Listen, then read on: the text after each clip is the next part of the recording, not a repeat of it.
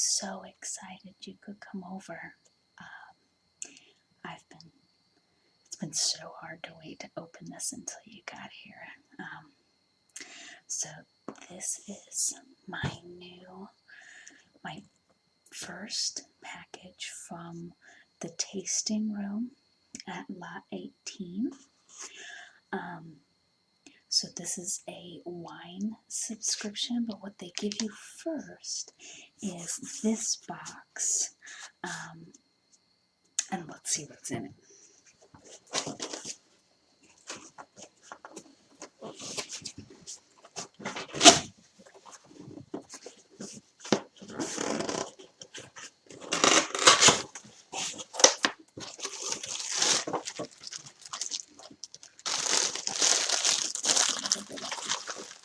Bubbled. Now, here's the actual box. I was a little disappointed that maybe this came in a cardboard box. It came in this beautiful little box.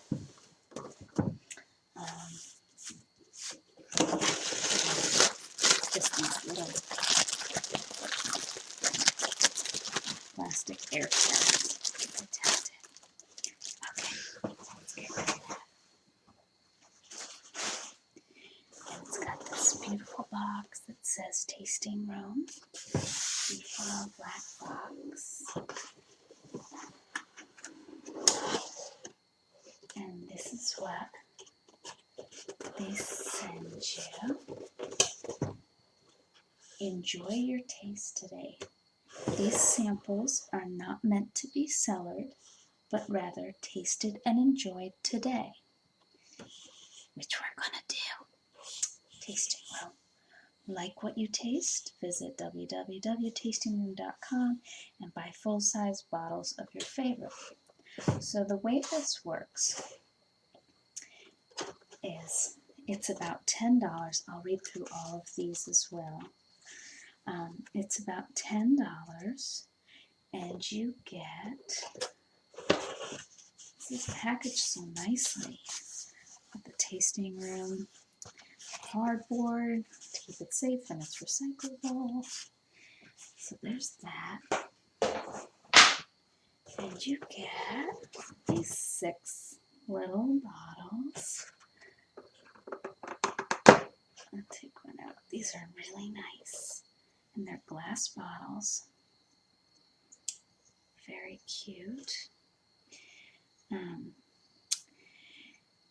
what you do is you do this tasting, and then you rate the wine on their website. And once you rate the wine on their website, they then choose wines for you every quarter. And when you sign up for this tasting, you pay $10, no shipping. And then your first quarter, you get 12 bottles for, I believe it's $89.95, which is a really good deal on 12 nice bottles of wine, especially if I like the wine. And I'm hoping that with this tasting, I'm more likely to like the wines that they pick. And then after that, every quarter you can continue to get 12 bottles of wine, and I believe the price goes up to $39.95. So you get it for half price the first quarter, and then every quarter after that. And honestly, if you drink wine, which I am thinking of actually splitting this with my dad. Yeah, you know my dad. And we both drink wine, but not a ton of it. So I'm thinking if we split an order, we'll each get 6 bottles of wine a quarter, and I easily buy 2 bottles of wine a month. And I will spend, $14 for a bottle of wine when it goes up to $139 is not outrageous for me to spend on a bottle of wine. And if I like the first batch that I get, it's definitely worth it for me if I'm going to get bottles that I think I'll like, because I end up buying, $12 bottles and then not liking them. Obviously, you're not going to like all $12 bottles, although you can get some great wine for $10 and $12. So here's the little paper that comes with this, and it says, tasting room, important how to use this tasting kit. Number one, log into tastingroom.com and rate with your computer, tablet, or mobile phone. Your personal wine tasting will start automatically. Make sure you've chilled the white wines before logging in. 2. Taste the samplers following the simple on-screen directions, which will walk you through your very own personal wine tasting. 3. Rate your samplers to receive your profile. Our patent-pending wine print technology will explain in plain English which wines are right for you.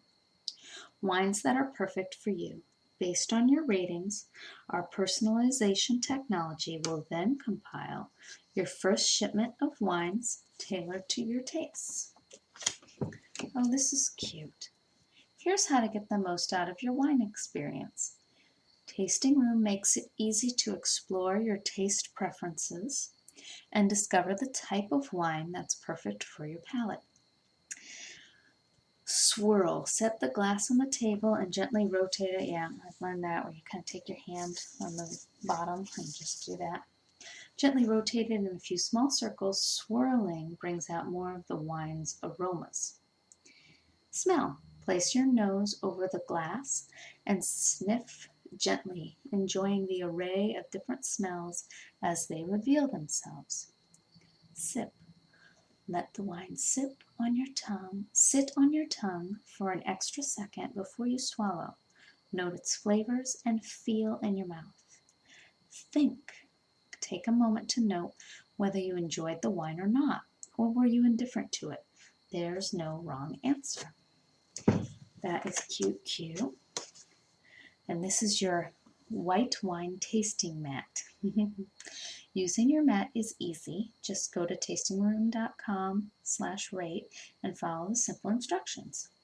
Start your wine tasting adventure now.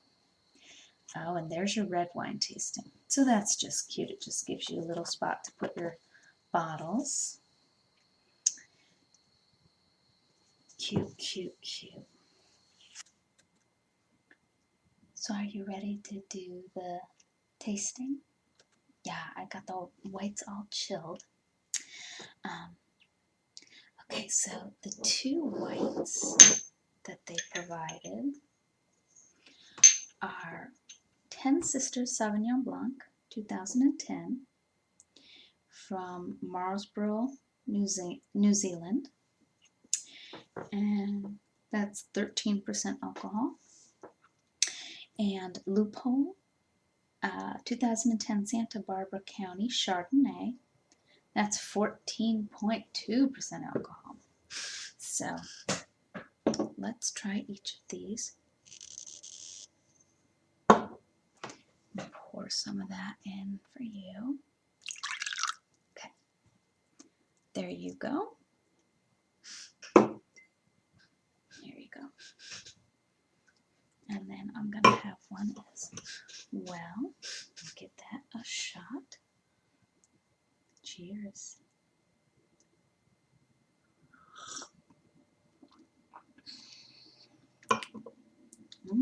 That's good. So that's the 10 Sisters.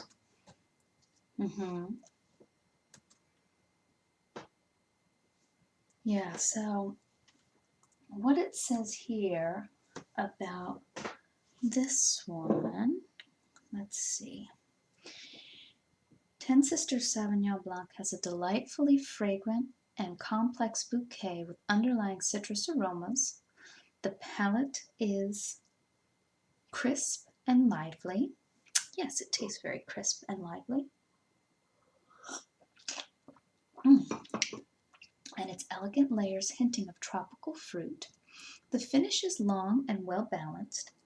The Sauvignon Blanc is given extended lees contact, longer than the majority of Marlborough Sauvignon Blancs, to create complex weight on the palate and aging potential to bring out fruit flavors. Oh, so you could age this. I know you don't age most white wines. So that's their Sauvignon Blanc. In Marlboro's ideal growing conditions, our carefully tending of the grapes promotes their natural vigor. In the early growth stage, only the best grapes are left on the vine to ripen, with the rest removed. A small portion of leaves are plucked in order to give the grapes balanced sunshine and further increase flavor. Finally, before harvesting, substandard grapes are again removed. So that's the 10 Sisters. Yeah, I like that. I'm going to have the last sip. Okay, are you ready for the loophole? Here is the loophole. Pour a little for me. There you go. And I'm going to have one. Try that.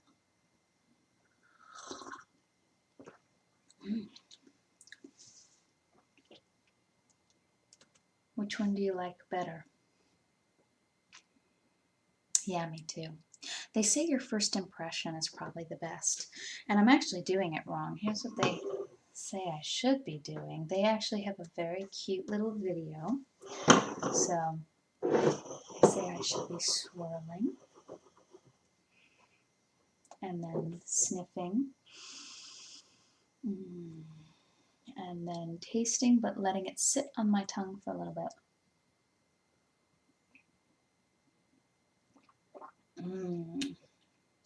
Yeah, I do like that. So this is the loophole one. So those are our two whites, and we have to decide which one we like better. So the loophole, I guess this is a bottler, not an actual vineyard. So they work with California's most prestigious grape growers. Its winery clients include Cake Bread, Far Niente, and Robert Mondavi, just to name a few. To come up with this wine, you needn't worry that you don't recognize the label. The proof is in the juice. Its inherent toastiness makes you want to raise a glass straight away, and its flinty spine and flavors of orange marmalade and lemon cream make it go down all too easy. Yeah, I agree. It's got a very kind of desserty taste. Those are nice. Okay, so there are those two wines. Those are the whites. We've picked our favorite. So now we're going to open up the reds. So this is hang time. So let me pour you some of that.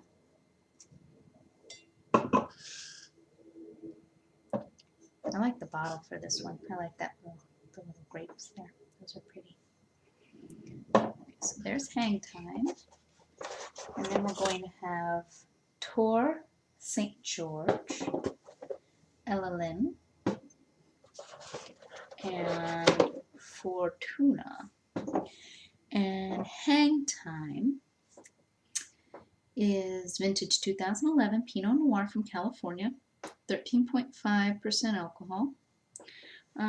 So not a whole lot of information on that one. I'll find out more about it once we are ready to, once we're done tasting.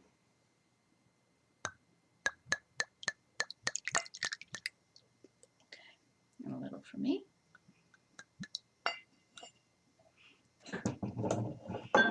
There you go. All right, so let's take a sip.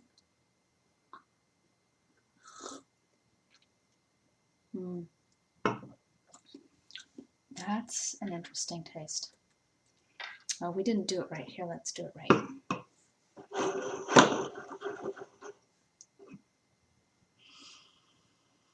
It smells nice.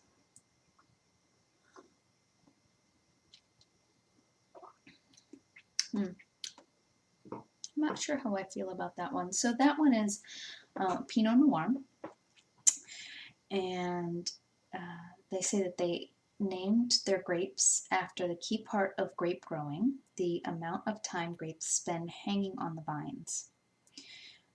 The longer the time on the vine, the more concentrated the fruit character, resulting in wines of distinctive, delicious varietal expression. Winemaker Tony Coltrane works hand in hand with nature to decide exactly how many days on the vine grapes need for perfect ripening. It smells very fruity. Pinot Noir, and I know I've heard this in wine tastings as well, Pinot Noir is often considered the most finicky wine. It's very hard to grow in the States, I guess, but there are certain places out on the West Coast that work very well with Pinot Noir. And that's why they give theirs tender loving care. They source this wine from select California vineyards, so again, I guess they're a bottler and not a vineyard themselves, that allow grapes to ripen slowly, producing lovely, delicate, intriguing fruit character. Hangtime California Pinot Noir has a vivid red fruit with hints of spice, a lithe texture, and graceful length on the palate. Yeah, it definitely sits on your tongue. And I can taste that spice, and that may be why it's not maybe my preference. I like fruitier wines, I think. Hangtime Pinot Noir comes from carefully chosen spots throughout California where growing conditions contribute to optimum hang time. Cheers.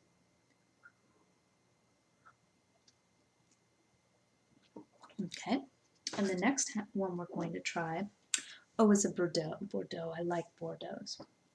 This is Tour Saint George Bordeaux, Appellation Bordeaux Contrôlé. I am definitely not a French speaker, so ignore my French. It's a Grand Vin de Bordeaux, which I think Grand Vin is supposed to mean something in terms of, I know there's a lot of regulation and there's a lot of qualifying of wine, and I should know because I've done some reading about it, but I believe Grand Vin means that the chateau is a certain amount of years old, or no, at one point that the wine was considered a great wine, although I think, and don't quote me, I'm kind of making stuff up, I think that like once you're designated a Grand Vin, it's very hard to lose that. So even though your wine may not be as good as it was when you became a Grand Vin, but again, I'm just sort of talking. I've done some reading about wines, but my memory doesn't hold on to a lot of that stuff. So this is Chateau Tour Saint George, 2010, from France. I do like Bordeaux. This is 13% alcohol. I actually tend to like wines like this that have less alcohol in them. There we go. Yeah, I don't need a ton of alcohol in my wine. A little for you. And a little for me. Ooh, I spilled a little bit. Okay, here you go. All right, so let's swirl and sniff. That smells great. And taste and let it sit on our tongues.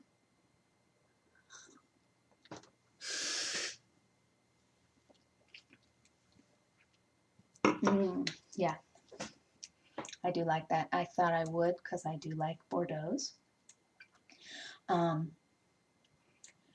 And it says, what do you think? Do you have a preference between the two reds we tried?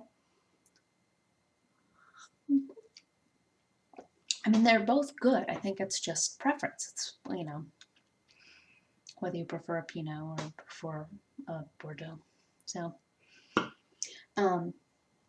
So this is a classic Bordeaux with notes of plum, currant, cranberry, and flowers. And that's probably why I like this one better, is it's fruitier. The palate has just a hint of barnyard earthiness, giving the wine some complexity. A great coiffer for any night of the week. Like quaffable wines. Served with a variety of foods from roast chicken dinner to takeout Italian. Enjoy the youthful exuberance of this red now. So I assume that means don't cellar this. Let's see. They also have a quote here from Janine Lettieri. Wines like the 2010 Chateau Tour St. Georges are always among my favorite finds.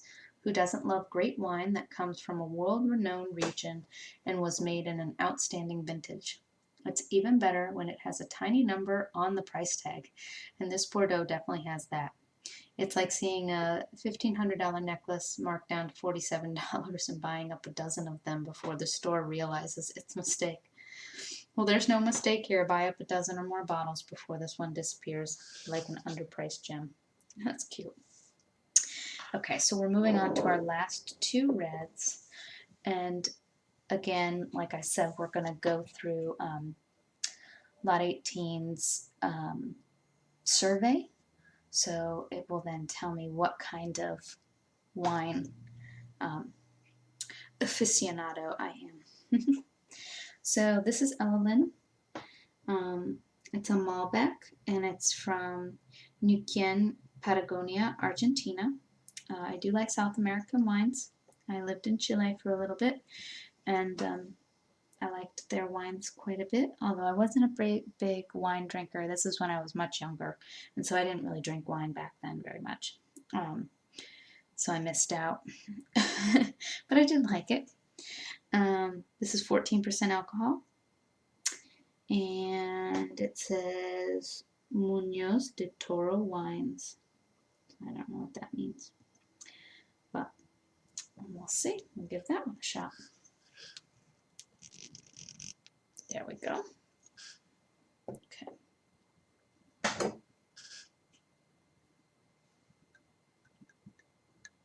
Oh, geez, I'm spilling all over the place. Trying not to pour too much since we're drinking all this wine, but here you go. Okay. Let's see. Is there a piece of paper I can use to... No. I was hoping to sop up some of this wine.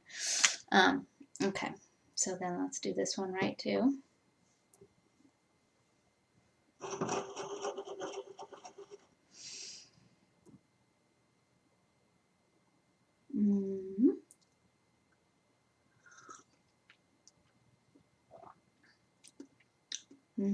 That's nice. Yep. What do you think?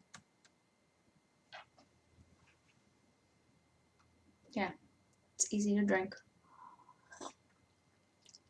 And let's see, it says, this approachable red greets the nose with lovely red fruit aromas of strawberry and raspberry, together with a hint of spice. Similar flavors coat the palate with the addition of a wonderful red plum jam component mixed in.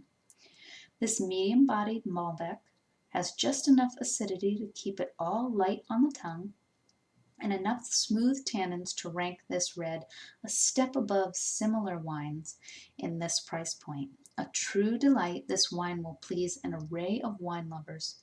Serve it with light hors d'oeuvres and charcuterie.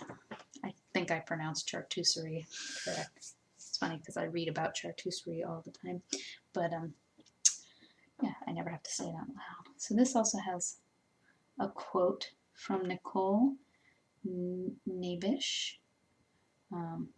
These are all wine people who work in the wine industry. Patagonia, just the thought of it evokes adventure, discovery, and perhaps a brightly colored puffy jacket. The Evelyn wine of Eduardo Cáceres Caballero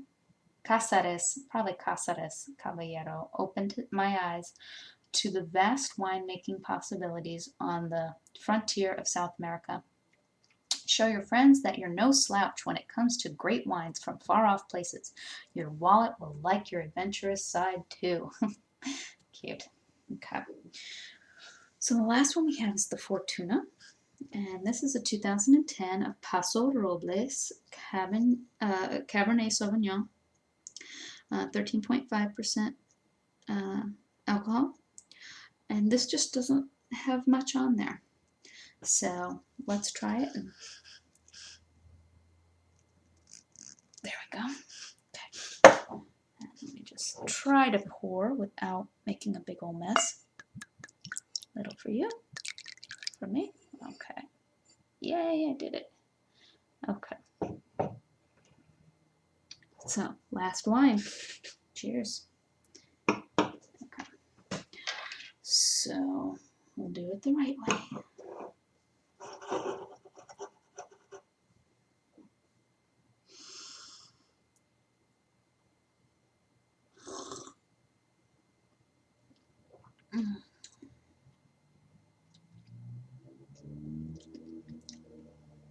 That's interesting.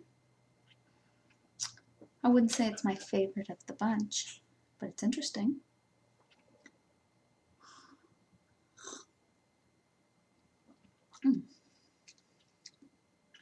Let's see what this says.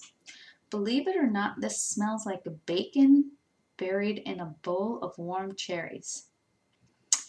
Okay, and it tastes pretty much just like it smells, then moves into more dark, brambly fruit notes with an intriguingly earthy, spicy tobacco thread running through it. A warm backbone of soft tannins brings a nice balance and food friendliness, but really this is a wine just to kick back with and enjoy. Yeah, I think it's a little bit too kind of dark and tanniny for me, maybe. Good. Not bad. It's definitely good, but I think I like the fruity better. And again, I think a lot with wine is just your preference. So the quote from this is from Kevin Boyer. And it says, if you go looking for the Fortuna winery in Paso Robles, you'll be driving around in circles for hours because it doesn't exist.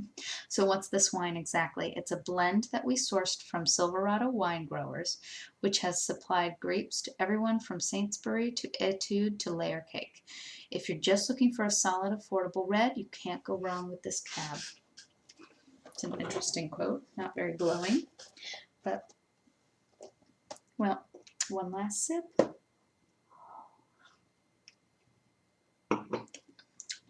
Well, I really like those.